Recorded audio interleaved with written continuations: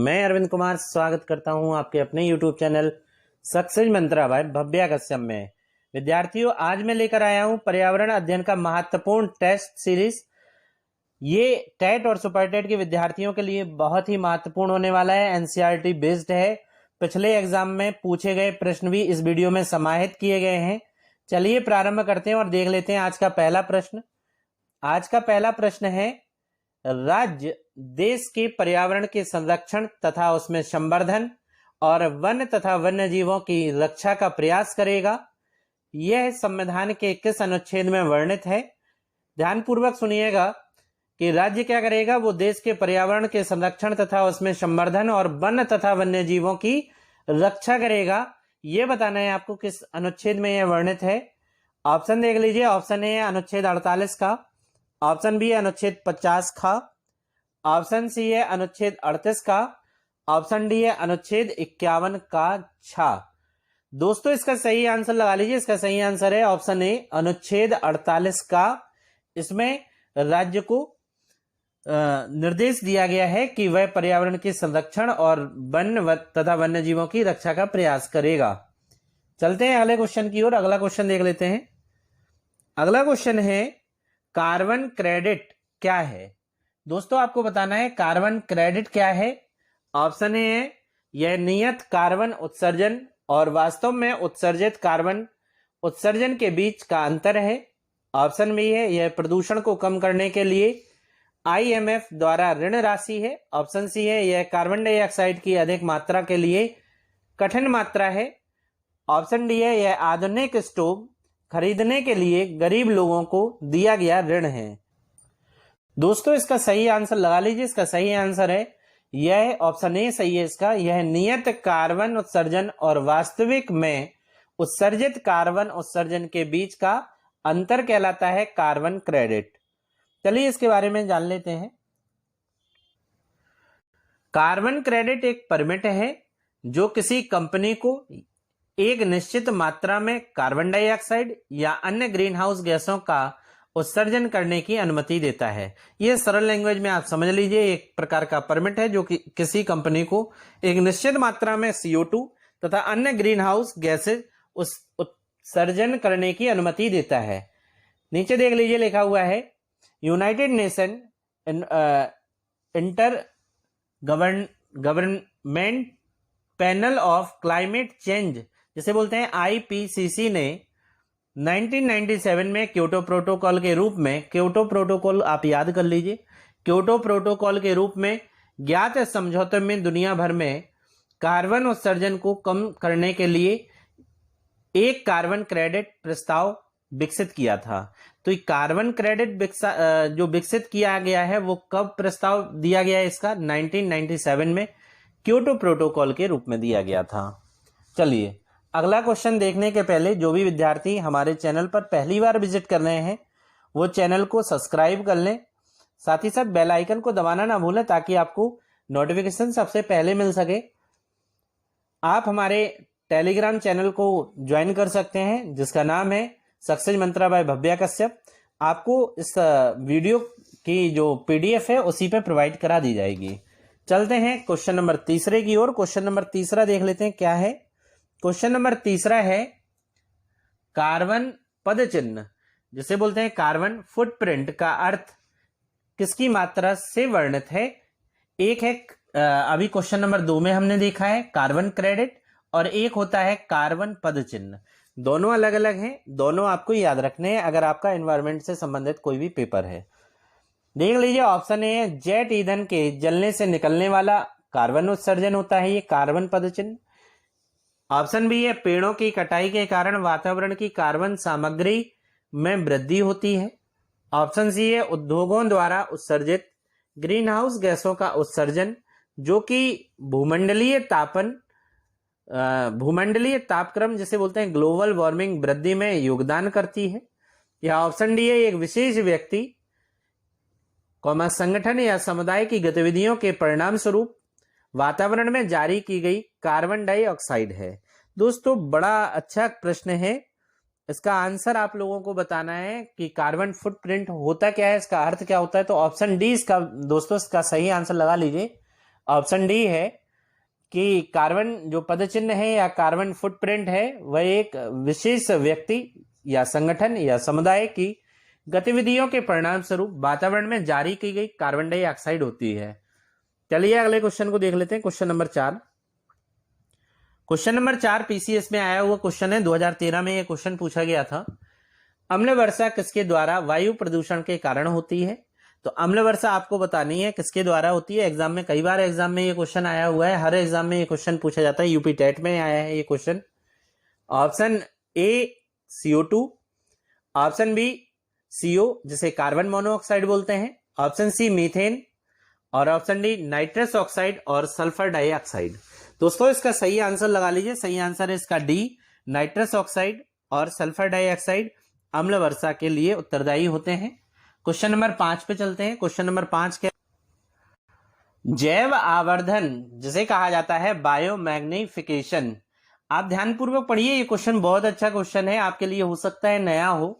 जैव आवर्धन क्या है आपको ये बताना है। ऑप्शन ए है समय के साथ ऊतकों में एक विषाक्त पदार्थ की बढ़ती सांद्रता है।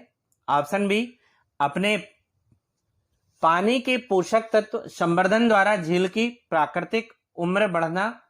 ऑप्शन सी है किसी क्षेत्र में प्राकृतिक रूप से पाए जाने वाले पौधों और जानवरों का समुदाय अक्सर उस क्षेत्र के लिए विशिष्ट सामान्य विशेषताओं को साझा करते हैं। या ऑप्शन डी है उपरोक्त सभी। दोस्तों इसका सही आंसर लगाना है आपको। ये यूपी टीईटी 2021 में ये क्वेश्चन पूछा गया है, ये रिपीट क्वेश्चन है, आपको तैयार कर लेना है इसका सही आंसर क्या है, क्योंकि एक बार पूछा जा चुका है, आगे भी ये पूछा जाएगा। जैव आवर्धन जो होता है ऑप्शन ए सही है इसका। समय के साथ ऊतकों के एक विषाक्त पदार्थ की बढ़ती सांद्रता होती है। क्वेश्चन नंबर 6 देख लेते हैं। क्वेश्चन नंबर 6 भी बहुत इंपॉर्टेंट क्वेश्चन है। केंद्र सरकार द्वारा चलाई गई हरियाली प्रोजेक्ट किससे संबंधित है? यह हरियाली प्रोजेक्ट के बारे में हम आपको बाद में बताएंगे, उसके उद्देश्य भी बाद में बताएंगे। पहले इसका ऑप्शन देख लेते हैं, आंसर देख लेते हैं, फिर इसके बारे में संपूर्ण जानकारी मैं आपको देता हूं। यह हरियाली प्रोजेक्ट किससे संबंधित है? ऑप्शन ए है वायु संरक्षण, ऑप्शन बी है जल संरक्षण, ऑप्शन सी है वृक्षारोपण तथा मत्स्य पालन और ऑप्शन डी है उपरोक्त सभी। दोस्तों इसका सही आंसर लगा लीजिए। इसका सही आंसर है ऑप्शन डी उपरोक्त सभी। यह केंद्र सरकार द्वारा चलाई गई प्रोजेक्ट है और ये तीनों से संबंधित है।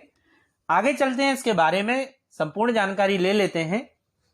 हरियाली परियोजना का शुभारंभ प्रधानमंत्री ने 27 जनवरी 2003 को किया था। डेट आपको याद रखनी है, सन आपको याद रखना है। 2003 में इसका शुभारंभ किया गया था। यह परियोजना ग्रामीण विकास मंत्रालय के अधीन है। कौन देख रहा है इस परियोजना को? तो ग्रामीण विकास मंत्रालय देख रहा है। अब हरियाली परियोजना का उद्देश्य देख लीजिए। हरियाली परियोजना का जो उद्देश्य होता है, देखिए, जल संग्रहण योजनाओं का क्रियान्वयन करना होता है, वर्षा जल का संचयन होता है, पेयजल समस्या का निवारण करना होता है, सिंचाई हेतु जल का व्यवस्था होती है, साथ ही साथ वृक्षारोपण तथा मत्स्य पालन को प्रोत्साहन देना होता है। अच्छा, अगर आपसे मत्स्य पालन की क्रांति पूछ ली जाए कि कौन से क्रांति में है, तो नीली क्रांति से संबंधित होता है मत्स्य उत्पादन, ठीक है ना, नीली क्रांति होती है। क्वेश्चन नंबर 7 पे चलते हैं। क्वेश्चन नंबर 7 कह रहा है, ये तो ऐसा कोई पेपर नहीं है जिसमें इको मार्क ना पूछा गया हो। क्वेश्चन नंबर 7 में कह रहा है इको मार्क उन भारतीय उत्पादों को दिया जाता है जो, ऑप्शन देख लीजिए। ऑप्शन ए शुद्ध और मिलावट रहित होते हैं, ऑप्शन बी है प्रोटीन से भरपूर होते हैं, ऑप्शन सी है पर्यावरण के अनुकूल होते हैं और ऑप्शन डी है आर्थिक रूप से व्यवहार्य होते हैं। तो आप दोस्तों इसका सही आंसर लगा लीजिए। इको मार्क जो होता है, ऑप्शन सी इसका सही है, पर्यावरण के अनुकूल होता है। ये यूपीपीसीएस 2012 में ये क्वेश्चन पूछा गया है। इसके अभी इको मार्क के बारे में संपूर्ण जानकारी लेते हैं, तब आगे बढ़ेंगे क्वेश्चन नंबर 8 पे। इको मार्क क्या होता है? तो इको मार्क को पर्यावरण एवं वन मंत्रालय के निर्देश पर भारत मानक ब्यूरो द्वारा 1991 में आरंभ किया गया था। तो सन आपको याद रखना है और किस मंत्रालय के निर्देश पर इसे जारी किया गया था। तो 1991 में पर्यावरण एवं वन मंत्रालय के द्वारा उसके निर्देश पर इसे आरंभ किया गया। इको मार्क का उद्देश्य क्या होता है? तो पर्यावरण दृष्टि से अनुकूल उत्पाद की पहचानना होता है इसका उद्देश्य। इको मार्क का लोगो कई बार एग्जाम में पूछा गया है। लोगो क्या है? तो मिट्टी का बर्तन होता है लोगो, जो पृथ्वी तथा उसके भंगुर लक्षणों को दर्शाता है। चलिए अगला चलते हैं क्वेश्चन नंबर 8 पे और देख लेते हैं क्वेश्चन नंबर 8 क्या कह रहा है। भूमि संरक्षण की जिस विधि में पहाड़ी ढलान को काटकर सीढ़ियां बना दी जाती हैं उसे क्या कहा जाता है? ऐसी खेती को क्या कहते हैं जो पहाड़ियों को काटकर सीढ़ियां बनाकर स्टेप बाय स्टेप उस सीढ़ियों पर फसल उगाई जाती है, उसे क्या कहा जाता है? ऑप्शन ए है पट्टीदार खेती, ऑप्शन बी है सोपान खेती, ऑप्शन सी है आच्छादन आरोपण, ऑप्शन डी है समोच्चय रेखीय खेती। तो दोस्तों ऐसी खेती जो होती है जिसमें सीढ़ियां बनाकर उन पर खेती की जाती है, और वो सीढ़ियां कहाँ बनती हैं? तो पहाड़ी ढलानों पर बनती हैं। तो ऐसी खेती को कहा जाता है समोच्चय रेखीय खेती। चलिए अगला चलते हैं, अगला क्वेश्चन देख लेते हैं। क्वेश्चन नंबर 9, सीएनजी क्या है? सीएनजी का फुल फॉर्म दोस्तों होता है कंप्रेस्ड नेचुरल गैस। आप देख सकते हैं फुल फॉर्म लिखा हुआ है। इससे सीएनजी में मुख्य रूप से कौन सी गैस उपस्थित होती है? आपको बताना है सीएनजी में कौन सी गैस मुख्य रूप से सर्वाधिक मात्रा में उपस्थित होती है, यह आपको बताना है। ऑप्शन ए है गोबर, ऑप्शन बी है कोयला, ऑप्शन सी है हाइड्रोजन, ऑप्शन डी है मीथेन। दोस्तों ये एग्जाम में आया हुआ क्वेश्चन है। तो गोबर में आप जानते हैं कौन सी गैस होती है? तो मीथेन गैस होती है। दूसरा है कोयला, कोयला के जलने से कौन सी गैस निकलती है? तो CO2 गैस कोयला के जलने से, या कार्बन मोनोऑक्साइड भी कोयला के जलने से निकलती है। सी है हाइड्रोजन, यहाँ पे हाइड्रोजन के आगे डाई हाइड्रोजन लग गया है, हाइड्रोजन कर लेना उसमें। ऑप्शन डी है मीथेन। दोस्तों इसका सही आंसर लगा लो, इसका सही आंसर है ऑप्शन डी मीथेन। मीथेन इसका सही आंसर लगा लीजिए आप। अब चलते हैं अपन लोग सीएनजी के बारे में थोड़ा सा जानकारी ले लेते हैं। सीएनजी का प्रयोग मोटर वाहन के ईंधन के रूप में किया जाता है। सीएनजी में 80 से 99% में मीथेन गैस होती है। तो सर्वाधिक मात्रा में सीएनजी में कौन सी गैस होती है? तो मीथेन गैस होती है। मीथेन गैस कहां कहां से निकलती है हम आपको बता दें। तो जुगाली करने वाले पशु जो होते हैं, जैसे गाय है, भैंस है, बैल है, जो जुगाली करते हैं, खाते समय मुंह चलाते रहते हैं, खाना स्टोर कर लेते हैं, फिर मुंह चलाते रहते हैं, फंसूकर निकलता रहता है, तो उनसे जो गैस निकलती है वहां से निकलती है मीथेन गैस। धान के खेतों से मीथेन गैस निकलती है। दलदली क्षेत्रों से मीथेन गैस निकलती है। तो इसी मीथेन गैस का उपयोग सर्वाधिक मात्रा में सीएनजी में किया जाता है। मीथेन के अलावा सीएनजी में उपस्थित अन्य गैसें देख लेते हैं कौन कौन सी हैं। तो इथेन है, प्रोपेन है, नाइट्रोजन है, कार्बन है, कार्बन डाइऑक्साइड है, हाइड्रोजन है, सल्फाइड है और जल है। ये सब कौन सी गैस हैं जो सीएनजी में प्रयोग होती हैं। आपको हम बता दें आज कि हमारी जो तबीयत है वो कुछ ज्यादा ठीक नहीं है, इसलिए आवाज तेज नहीं पहुंच पा रही होगी। आशा तो ये है कि आवाज स्पष्ट पहुंच रही होगी। क्वेश्चन नंबर 10 क्वेश्चन नंबर 10 देख लेते हैं। राष्ट्रीय कृषि वानिकी अनुसंधान केंद्र कहाँ है? राष्ट्रीय कृषि वानिकी अनुसंधान केंद्र कह रहा है दोस्तों, ये कहाँ है? ऑप्शन देख लेते हैं। ये सभी चारों जो शहर हैं वो उत्तर प्रदेश के हैं। Option A Agra, option B Jhansi, option C Kanpur और ऑप्शन डी लखनऊ। तो दोस्तों इसका सही आंसर लगा लीजिए। राष्ट्रीय कृषि वानिकी अनुसंधान जो केंद्र है वो उत्तर प्रदेश के झांसी में है। कहाँ है? ऑप्शन बी इसका सही है, उत्तर प्रदेश के झांसी में। इसके बारे में जानकारी ले लेते हैं। राष्ट्रीय कृषि अनुसंधान केंद्र के लिए अनुसंधान केंद्र की स्थापना 8 मई 1988 को झांसी में की गई थी। कहां पे की गई थी? झांसी में की गई थी। अब इसका नाम बदलकर, किसका नाम बदलकर? राष्ट्रीय कृषि अनुसंधान का नाम बदलकर ICAR central agro forestry research institute कर दिया गया है। आपको ये सब याद रखना है। अगला देख लेते हैं क्वेश्चन नंबर 11। क्वेश्चन नंबर 11 है, पारिस्थितिकी का जनक किसे कहा जाता है? दोस्तों आपके एग्जाम में 2 प्रकार के क्वेश्चन बनते हैं। एक क्वेश्चन बनता है पारिस्थितिकी शब्द का प्रयोग सबसे पहली बार किसने किया? इकोलॉजी जिसे कहते हैं इंग्लिश में। एक क्वेश्चन यहां से बनता है और दूसरा क्वेश्चन जो बनता है वो ये है कि पारिस्थितिकी मतलब इकोलॉजी के फादर कौन है या जनक कौन है।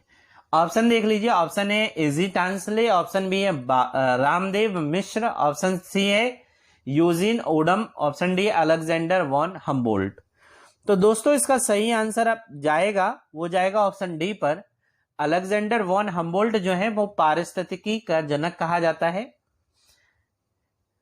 एजी टांसले जो है वो पारिस्थितिक तंत्र का प्रयोग सबसे पहली बार इन्होंने किया था। इकोलॉजी सिस्टम का एजी टांसले ने किया था। अगला क्वेश्चन देखते हैं, क्वेश्चन नंबर 12। दोस्तों क्वेश्चन नंबर 12 देखना है हम लोगों को। क्वेश्चन नंबर 12 कह रहे हैं 1866 में पारिस्थितिकी शब्द का प्रयोग करने वाले प्रथम व्यक्ति, जिसकी बात अभी हम चर्चा कर रहे थे पीछे वाले क्वेश्चन में, वो क्वेश्चन यहां पे मैंने डाल दिया है। ऑप्शन ए है अलेक्जेंडर वॉन हम्बोल्ट। इन्होंने पारिस्थितिकी शब्द का प्रयोग नहीं किया पहली बार, ये पारिस्थितिकी के जनक कहलाते हैं, ऑप्शन ए वाले। ऑप्शन बी है चार्ल्स एल्टन, ऑप्शन सी है एडवर्ड ए ब्रिड्ज, ऑप्शन डी है अर्नेस्ट हैकल। दोस्तों इसका सही आंसर लगा लीजिए, सही आंसर है इसका ऑप्शन डी अर्नेस्ट हैकल। इन्होंने 1866 में पारिस्थितिकी शब्द का प्रयोग सबसे पहली बार किया था। और एजी टांसले के बारे में हम आपको बता चुके हैं कि पारिस्थितिक तंत्र का प्रयोग उन्होंने सबसे पहली बार किया था। क्वेश्चन नंबर 13 पे चलते हैं। क्वेश्चन नंबर 13 है संयुक्त राष्ट्र के सासाकाव पुरस्कार, ध्यान से सुनिए, इस पुरस्कार का नाम है सासाकाव पुरस्कार को डैश के क्षेत्र में किए गए कार्यों की मान्यता के लिए दिया जाता है। तो सासाकाव जो पुरस्कार है वो किस क्षेत्र में दिया जाता है, आपको ये बताना है। संयुक्त राष्ट्र के द्वारा ये पुरस्कार मिलता है। ऑप्शन ए है शांति बनाए रखना, ऑप्शन बी है स्वास्थ्य सेवा, ऑप्शन सी है गरीबी उन्मूलन, या ऑप्शन डी है पर्यावरण प्रबंधन एवं संरक्षण के क्षेत्र में। तो दोस्तों पर्यावरण का ये लेक्चर है, इसलिए इसका सही आंसर क्या लगा देंगे, पर्यावरण प्रबंधन और संरक्षण के क्षेत्र में सासाकावा पुरस्कार दिया जाता है। यूपी पीसीएस में आया हुआ एक क्वेश्चन है। चलिए चलते हैं क्वेश्चन नंबर 14 पे। क्वेश्चन नंबर 14 कह रहे हैं एशियाई जंगली गधा कहाँ पाए जाते हैं। ये मोस्ट इंपोर्टेंट क्वेश्चन है, ये भी एग्जाम में पूछा गया क्वेश्चन है। एशियाई जंगली गधा कहाँ पाए जाते हैं। Option A Kaziranga, option B है पेरियार, ऑप्शन सी है कच्छ के रण, ऑप्शन डी है थार का रेगिस्तान। तो थार रेगिस्तान ये राजस्थान में है, कच्छ का रण आपका गुजरात में है, पेरियार केरल में है, काजीरंगा असम में है। दोस्तों सही आंसर आपको बताना है और इसका सही आंसर आप लोग लगा लीजिएगा। ऑप्शन सी इसका सही है, कच्छ के रण में एशियाई जंगली गधा पाए जाते हैं। कहां पे, कच्छ के रण में पाए जाते हैं। क्वेश्चन नंबर 15 पे चलते हैं। राष्ट्रीय ऊर्जा संरक्षण दिवस कब मनाया जाता है। तो राष्ट्रीय ऊर्जा संरक्षण दिवस पूछ रहा है दोस्तों आपसे कि कब मनाया जाता है। ऑप्शन देख लीजिए, ऑप्शन ए 14 दिसंबर, ऑप्शन बी है 23 मार्च, ऑप्शन सी है 31 मई, ऑप्शन डी है 16 सितंबर। दोस्तों इसका सही आंसर लगा लीजिए 14 दिसंबर, ऑप्शन ए सही है इसका। 14 दिसंबर को राष्ट्रीय ऊर्जा संरक्षण दिवस के रूप में मनाया जाता है। बाकी के 23 मार्च, 31 मई और 16 सितंबर के बारे में देख लेते हैं। 23 मार्च को विश्व मौसम विज्ञान दिवस मनाया जाता है, 31 मई को विश्व तंबाकू निषेध दिवस के रूप में मनाया जाता है और 16 सितंबर को विश्व ओजोन दिवस के रूप में मनाया जाता है। अब हम इसी में देख लेते हैं जो भी महत्वपूर्ण दिवस हैं पर्यावरण से संबंधित, उन्हें इसी लेक्चर में डिस्कस कर लेते हैं। चलिए चलते हैं, देखते हैं। 21 मार्च को होता है विश्व वन दिवस, 22 मार्च को होता है विश्व जल दिवस, 23 मार्च को होता है विश्व मौसम विज्ञान दिवस, 22 अप्रैल को होता है विश्व पृथ्वी दिवस, 3 मई को होता है विश्व सूर्य दिवस, 8 मई को होता है विश्व रेड क्रॉस दिवस, 31 मई को होता है विश्व तंबाकू निषेध दिवस, 1 जून को होता है विश्व दुग्ध दिवस, 5 जून को सभी जानते हैं विश्व पर्यावरण दिवस के रूप में मनाया जाता है, 8 जून को विश्व महासागर दिवस के रूप में, 29 जुलाई को विश्व टाइगर दिवस के रूप में मनाया जाता है। मोस्ट इंपोर्टेंट है ये तो, विश्व टाइगर दिवस 29 जुलाई। 16 सितंबर विश्व ओजोन संरक्षण दिवस, विश्व ओजोन संरक्षण दिवस के रूप में मनाया जाता है 16 सितंबर। 16 अक्टूबर होता है विश्व खाद्य दिवस के रूप में। 12 नवंबर होता है राष्ट्रीय पक्षी दिवस के रूप में। 26 नवंबर होता है दोस्तों विश्व पर्यावरण संरक्षण दिवस के रूप में। ये चीजें आपको सभी याद करनी है, ये प्रमुख पर्यावरण दिवस हैं, आपके एग्जाम में बहुत ज्यादा पूछे जाते हैं। अगला क्वेश्चन है क्वेश्चन नंबर 16। क्वेश्चन नंबर 16 कह रहा है डॉल्फिन मैन ऑफ इंडिया की संज्ञा किसे दी जाती है। तो डॉल्फिन मैन ऑफ इंडिया पूछ रहा है कि इसकी संज्ञा किसे दी जाती है। ऑप्शन ए है रविंद्र कुमार सिन्हा, ऑप्शन बी है doctor Salim Ali, option C है चंडी प्रसाद भट्ट, ऑप्शन डी है राजेंद्र सिंह। दोस्तों इसका सही आंसर लगा लीजिए, रविंद्र कुमार सिन्हा जी को, ऑप्शन ए सही है, रविंद्र कुमार सिन्हा जी को डॉक्टर मैन ऑफ इंडिया कहा जाता है। सलीम अली जो है वो पक्षी वैज्ञानिक हैं, इन्हें जानते हैं। राजेंद्र सिंह जो है वो इन्हें जल पुरुष कहा जाता है, और चंडी प्रसाद भट्ट को सभी जानते हैं। ये कौन है कमेंट बॉक्स में लिख के आप बताएंगे हमें। चलिए क्वेश्चन नंबर 17 पे चलते हैं। क्वेश्चन नंबर 17 कह रहा है विश्व मौसम विज्ञान संगठन का मुख्यालय कहाँ है। विश्व मौसम विज्ञान संगठन का मुख्यालय पूछ रहा है दोस्तों। ऑप्शन ए है अमेरिका के न्यूयॉर्क में, ऑप्शन बी है यूके के लंदन में, ऑप्शन सी है स्विट्जरलैंड के जिनेवा में, या ऑप्शन डी है ऑस्ट्रिया के वियना में। दोस्तों इसका सही आंसर लगा लीजिए, विश्व मौसम विज्ञान संगठन जो है उसका मुख्यालय है स्विट्जरलैंड के जिनेवा में। ऑप्शन सी यहां पर सही हो जाएगा आपका। चलते हैं अगले क्वेश्चन की ओर। अगला क्वेश्चन है कौन सी अनुसूची संघ और राज्यों को पर्यावरण संरक्षण के लिए कानून बनाने की शक्ति प्रदान करती है। तो कौन सी अनुसूची ऐसी है जो संघ और राज्यों को पर्यावरण संरक्षण के लिए कानून बनाने की शक्ति प्रदान करती है। दोस्तों इसका सही आंसर आपको बताना है। अनुसूची 4, अनुसूची 6, अनुसूची 7 और अनुसूची 9। इसका सही आंसर लगा लीजिए, अनुसूची 7 में इसका वर्णन किया गया है। आज मैंने आपको अनुच्छेद 48 के बारे में भी बताया है और अनुसूची 7 के बारे में भी बताया है जो पर्यावरण से संबंधित थे, ठीक है। अब अनुच्छेद 51 का और छा, 51 का छा, ये भी आपको याद रखना है, क्योंकि 3 चीजें होती हैं जो संविधान में जिनका उल्लेख पर्यावरण से लिया गया है या पर्यावरण के लिए किया गया है। क्वेश्चन नंबर 19 कह रहा है जलवायु परिवर्तन के प्राथमिक कारण निम्नलिखित में से कौन से हैं। जलवायु परिवर्तन के कारण कौन से हैं आपको ये बताना है। पहले 4 देख लेते हैं, चारों को देख लेते हैं। पहला है जीवाश्म ईंधन का अत्यधिक जलना, दूसरा है तेल द्वारा संचालित ऑटोमोबाइल का विस्फोटन, तीसरा है सोलर फ्लेयर का बढ़ना, चौथा है भारी वनों का उन्मूलन, ठीक है ना। तो नीचे दिए गए कोड का उपयोग करके सही उत्तर चुनिए।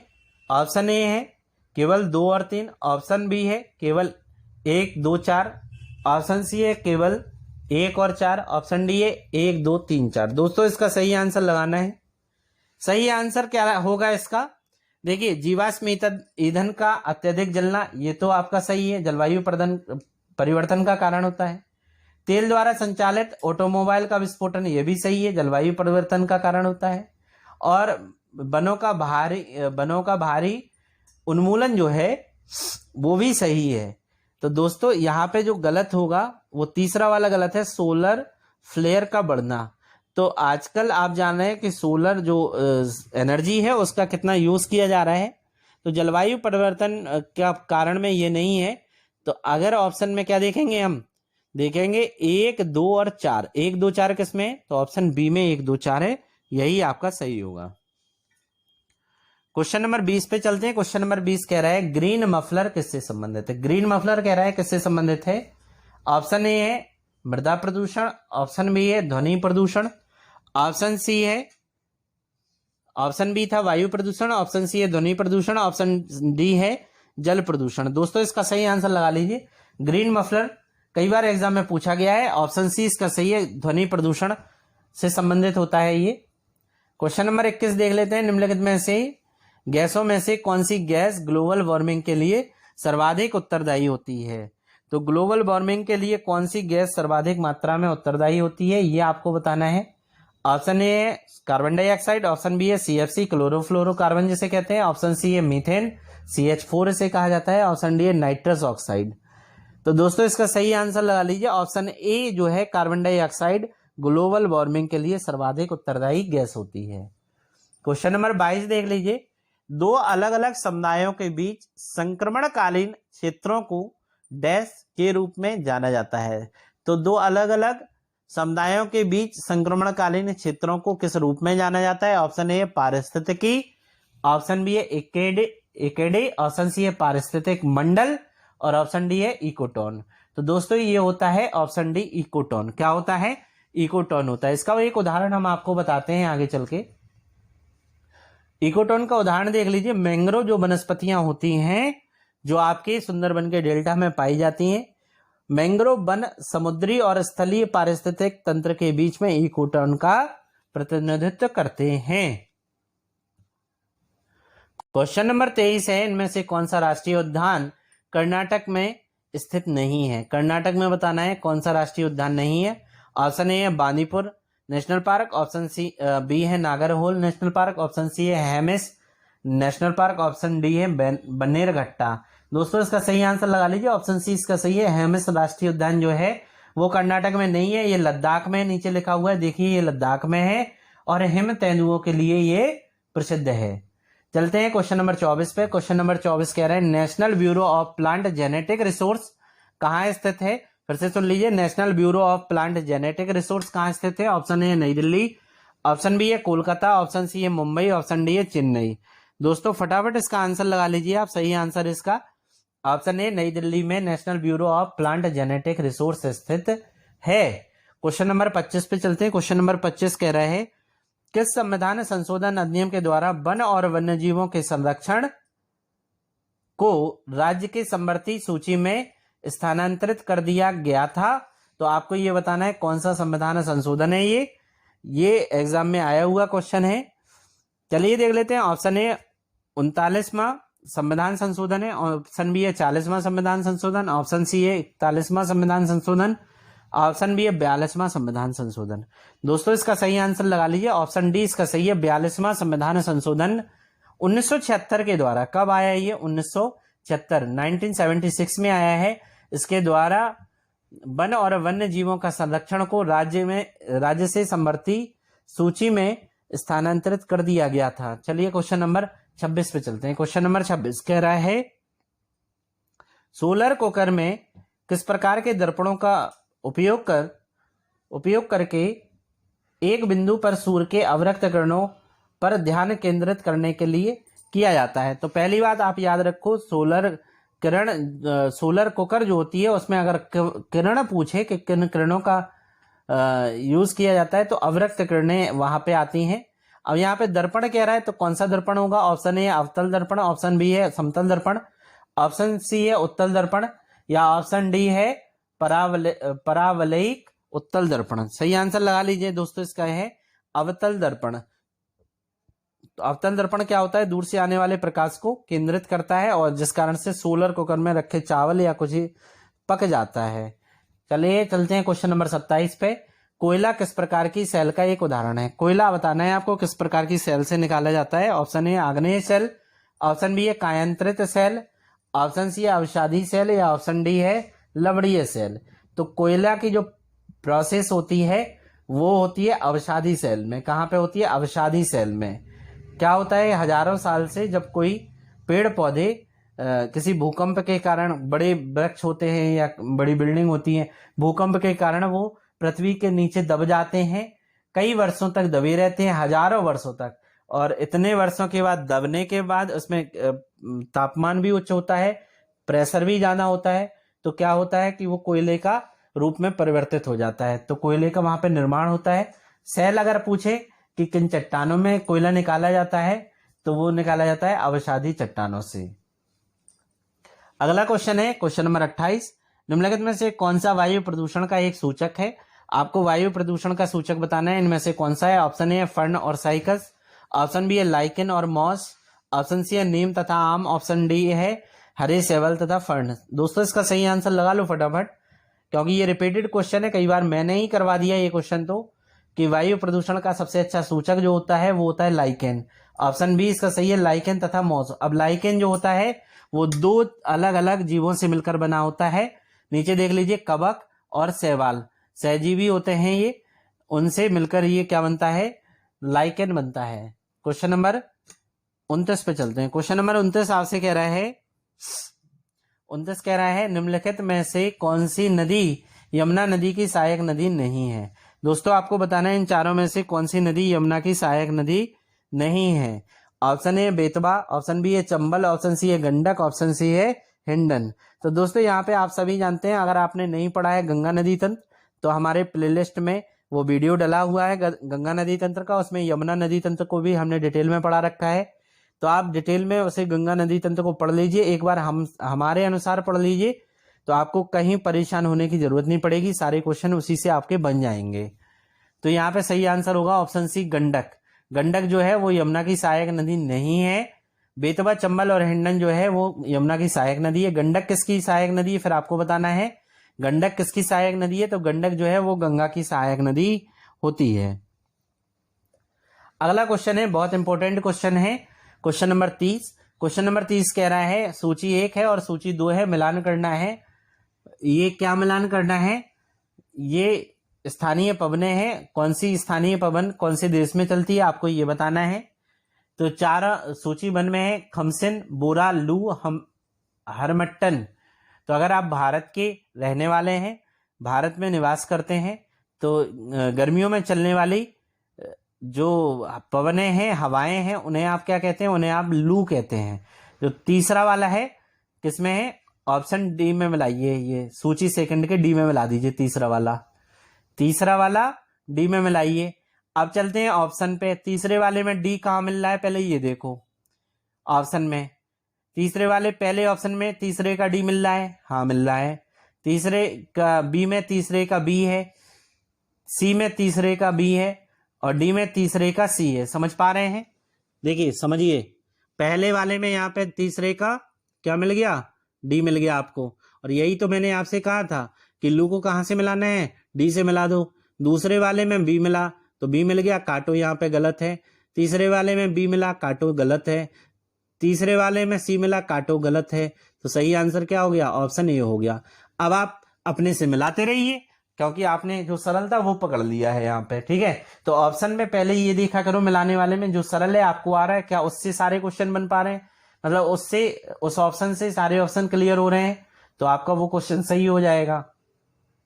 अब देख लेते हैं, खमसिन जो होता है वो इजिप्ट मतलब मिस्र में चलने वाली पवन है खमसिन, ठीक है ना।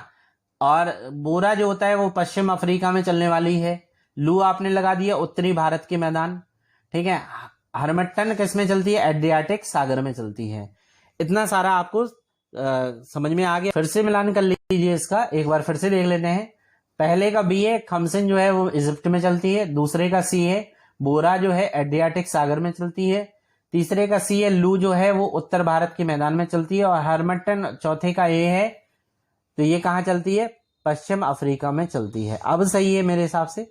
चलिए क्वेश्चन, इसका सही आंसर आप लोग लगा लीजिए। इसका सही आंसर जो दोस्तों था वो कौन सा था, ऑप्शन ए था। ऑप्शन ए पे मैं टिक किए दे रहा हूं, ऑप्शन ए सही आंसर है। आज मैंने आपको पर्यावरण से संबंधित 30 महत्वपूर्ण क्वेश्चन के एमसीक्यू सॉल्व कराए हैं। उम्मीद करता हूं कि आज का लेक्चर आपको पसंद आया होगा। अगर आपको आज का लेक्चर पसंद आया है तो आप हमारे यूट्यूब चैनल जिसका नाम है सक्सेस मंत्रा बाय भव्या कश्यप, उसे लाइक करें, सब्सक्राइब करें और ज्यादा से ज्यादा दोस्तों में शेयर करें। धन्यवाद।